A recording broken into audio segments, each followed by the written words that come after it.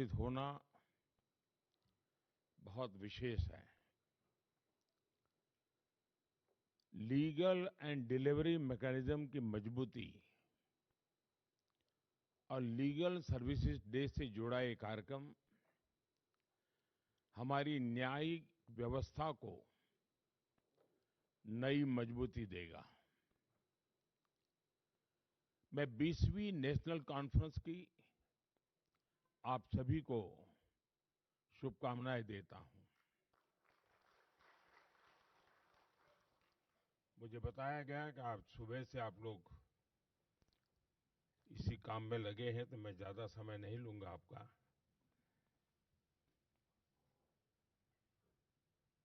मैं यहां उपस्थित डिग्नेटरीज, न्यायपालिका के सदस्यों और लीगल सर्विसेज अथॉरिटीज का अभिनंदन करता हूं। साथियों, जब न्याय सबके लिए एक्सेसिबल होता है, टाइमली होता है, जब न्याय सोशल या फाइनेंशियल बैकग्राउंड देखे बिना हर व्यक्ति तक पहुंचता है, तभी वो सामाजिक न्याय की नींव बनता है। लीगल एड इस बात में बहुत महत्वपूर्ण भूमिका निभाती है कि न्याय सबके लिए एक्सेसिबल हो। नेशनल लेवल से लेकर तालुका स्तर तक लीगल सर्विसेज अथॉरिटीज, न्यायपालिका और सामान्य मानवी के बीच सेतु का काम करती है। मुझे संतोष है कि आज लोक अदालतों और प्री लिटिगेशन सेटलमेंट के माध्यम से लाखों विवाद जल्दी, सौहार्दपूर्ण और कम खर्च में सुलझाए जा रहे हैं। भारत सरकार द्वारा शुरू किए गए legal aid defence council system के तहत केवल 3 साल में लगभग 8 लाख क्रिमिनल केसेस का निपटारा किया गया है। सरकार के इन प्रयासों ने देश के गरीब, दलित, पीड़ित, शोषित, वंचित को ईज ऑफ जस्टिस सुनिश्चित किया है। साथियों, पिछले 11 वर्षों में हमारा ध्यान लगातार ईज ऑफ डूइंग बिजनेस और ईज ऑफ लिविंग पर मजबूती के साथ हम कुछ न कुछ कदम उठा रहे हैं। बिजनेस के लिए 40,000 से अधिक अननेसेसरी कंप्लायंसेस को हटाया गया है। जन विश्वास एक्ट के माध्यम से 3,400 से ज्यादा कानूनी धाराओं को डीक्रिमिनलाइज किया गया है। 1500 से अधिक अप्रासंगिक और पुराने कानून रद्द किए गए हैं।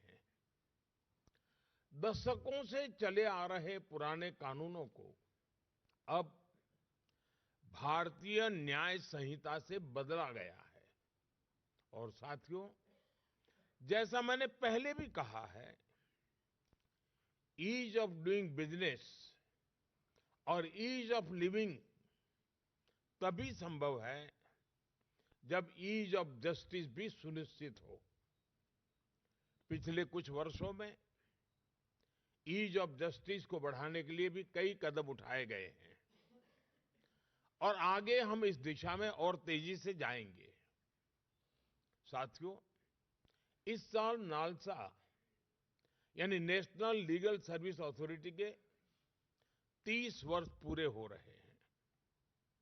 इन 3 दशकों में नालसा ने न्यायपालिका को देश के गरीब नागरिकों तक जोड़ने का बहुत महत्वपूर्ण प्रयास किया है। जो लोग लीगल सर्विसेज अथॉरिटीज के पास पहुंचते हैं, अक्सर उनके पास न रिसोर्सेज होते हैं, न रिप्रेजेंटेशन होता है, और कभी कभी तो उम्मीद भी नहीं होती। उन्हें उम्मीद और सहायता देना ही सर्विस शब्द का सच्चा अर्थ है, और नालसा के नाम में भी ये मौजूद है। इसलिए मुझे पूरा विश्वास है कि इसका हर सदस्य प्रेजेंस और प्रोफेशनलिज्म के साथ अपना काम जारी रखेगा। साथियों, आज हम नालसा का community mediation training module launch कर रहे हैं। इससे हम भारतीय परंपरा की उस प्राचीन विद्या को पुनर्जीवित कर रहे हैं, जिसमें संवाद और सहमति के माध्यम से विवादों का समाधान किया जाता था। ग्राम पंचायतों से लेकर गांव के बुजुर्गों तक मीडिएशन हमेशा से हमारी सभ्यता का हिस्सा रही है। नया मीडिएशन एक्ट इसी परंपरा को आगे बढ़ा रहा है, उसे आधुनिक स्वरूप दे रहा है। मुझे विश्वास है कि इस ट्रेनिंग मॉड्यूल के माध्यम से कम्युनिटी मीडिएशन के लिए ऐसे रिसोर्स तैयार होंगे जो विवादों को सुलझाने, हार्मनी बनाए रखने और मुकदमेबाजी को कम करने में मदद करेंगे। साथियों, टेक्नोलॉजी निश्चित तौर पर एक डिसरप्टिव शक्ति है, लेकिन अगर उसमें प्रो पीपल फोकस हो तो वही टेक्नोलॉजी लोकतांत्रिकरण की शक्ति बन जाती है। हमने देखा है कि कैसे यूपीआई ने डिजिटल पेमेंट्स में क्रांति ला दी। आज छोटे से छोटे वेंडर्स भी डिजिटल इकोनॉमी का हिस्सा बन गए हैं। गांवों को लाखों किलोमीटर ऑप्टिक फाइबर से जोड़ा गया है। अभी कुछ सप्ताह पहले ही ग्रामीण इलाकों में एक साथ लगभग 1 लाख मोबाइल टावर शुरू हुए हैं। यानी टेक्नोलॉजी आज इंक्लूजन और एम्पावरमेंट का माध्यम बन रही है। जस्टिस डिलीवरी में ई कोर्ट्स प्रोजेक्ट भी इसका एक शानदार उदाहरण है। ये दिखाता है कि कैसे टेक्नोलॉजी जुडिशियल प्रोसेस को आधुनिक और मानवीय बना सकता है। ई फाइलिंग से लेकर इलेक्ट्रॉनिक समन सर्विस तक, वर्चुअल हियरिंग से लेकर वीडियो कॉन्फ्रेंस तक, टेक्नोलॉजी ने सब कुछ आसान कर दिया है। इससे न्याय मिलने का रास्ता और आसान हुआ है। आप सभी परिचित हैं, इस प्रोजेक्ट के तीसरे चरण के बजट को बढ़ाकर 7,000 करोड़ रुपए से ज्यादा किया गया है। ये इस प्रोजेक्ट के प्रति सरकार के स्ट्रांग कमिटमेंट को दिखाता है। साथियों, हम सभी ये भी जानते हैं कि लीगल अवेयरनेस का क्या महत्व होता है। एक गरीब व्यक्ति तब तक न्याय नहीं पा सकता जब तक उसे अपने अधिकारों का ज्ञान न हो, वह कानून को न समझे और सिस्टम की कॉम्प्लेक्सिटी से डर महसूस करता रहे। इसलिए कमजोर वर्गों, महिलाओं और बुजुर्गों में लीगल अवेयरनेस को बढ़ाना, ये हमारी प्राथमिकता है। आप सभी और हमारी अदालतें इस दिशा में निरंतर प्रयास करते रहे हैं। मैं समझता हूं हमारे युवा खासकर लॉ स्टूडेंट्स इसमें ट्रांसफॉर्मेटिव रोल निभा सकते हैं। अगर युवा लॉ स्टूडेंट्स को प्रोत्साहित किया जाए कि वे गरीबों और गांव में रहने वाले लोगों से जुड़े, उन्हें उनके कानूनी अधिकार और लीगल प्रोसेस समझाएं, तो इससे उन्हें समाज की पल्स को सीधे महसूस करने का अवसर मिलेगा। सेल्फ हेल्प ग्रुप्स, कोऑपरेटिव्स, पंचायती राज संस्थाओं और अन्य मजबूत ग्रासरूट नेटवर्क के साथ काम करने की हम लीगल नॉलेज को हर दरवाजे तक पहुंचा सकते हैं। साथियों, लीगल एड से जुड़ा एक और पहलू है जिसकी मैं अक्सर चर्चा करता हूं। न्याय की भाषा वही हो जो न्याय पाने वाले को समझ आए। इसका ध्यान जब कानून को ड्राफ्ट किया जाता है तब रखना बहुत जरूरी है।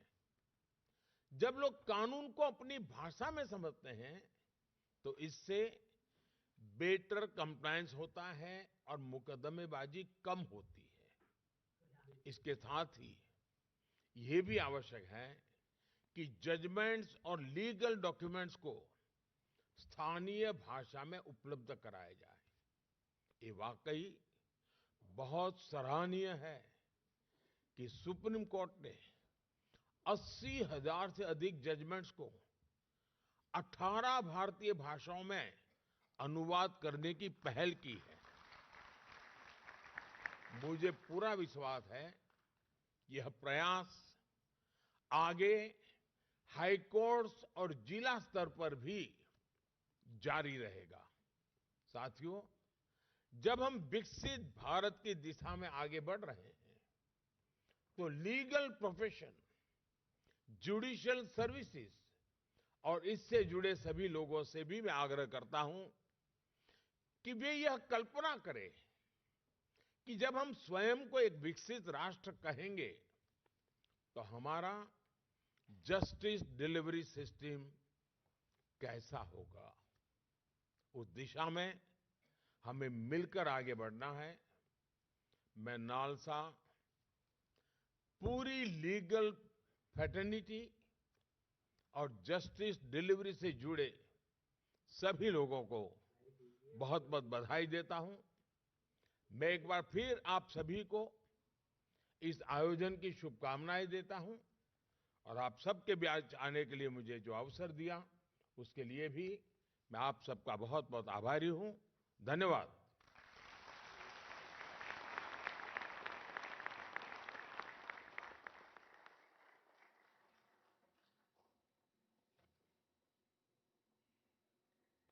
माननीय प्रधानमंत्री जी, आपके प्रेरणादायक शब्दों के लिए बहुत बहुत आभार।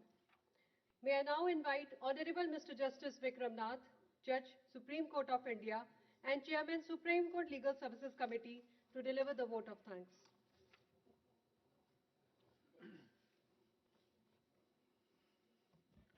Honorable Prime Minister of India, Shri Narendra Modi ji, Honorable the Chief Justice of India and Patron-in-Chief, Nalsa, Justice Bhushan Ramakrishna Gawai, Honorable Mr. Justice Suryakant, Chief Justice of India Designate and Executive Chairman of Nalsa, my esteemed colleagues, Honorable Minister of State for Law and Justice, Shri Arjun Ram Meghwal ji, Honorable Chief Justices and Honorable Judges of different high courts across the country, Shri Tushar Mehta, Learned Solicitor General, members of the judiciary of all the states across the country, learned senior advocates, learned members of the bar, representatives of national and state legal services authorities, distinguished guests, ladies and gentlemen.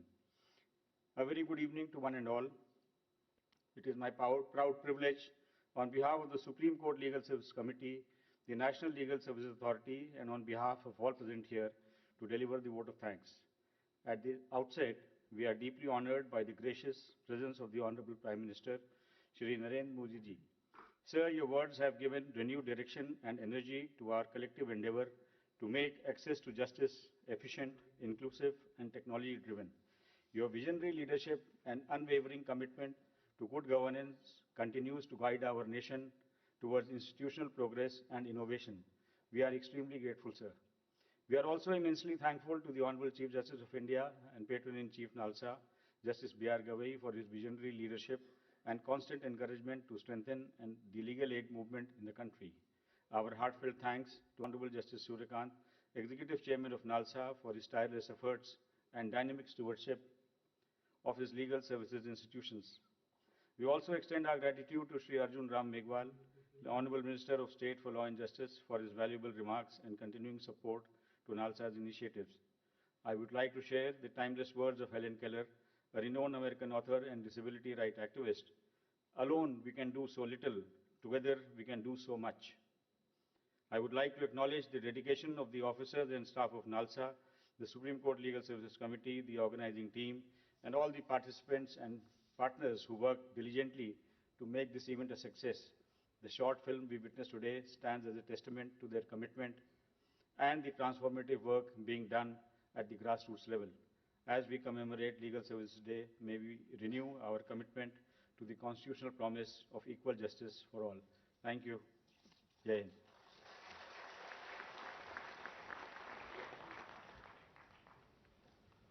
Thank you, Lordship, for your kind words. The inauguration session of the two-day national conference hereby concludes. Thank you. Everybody in the audience is requested to remain seated and not rise till the Honorable Chief Guest departs.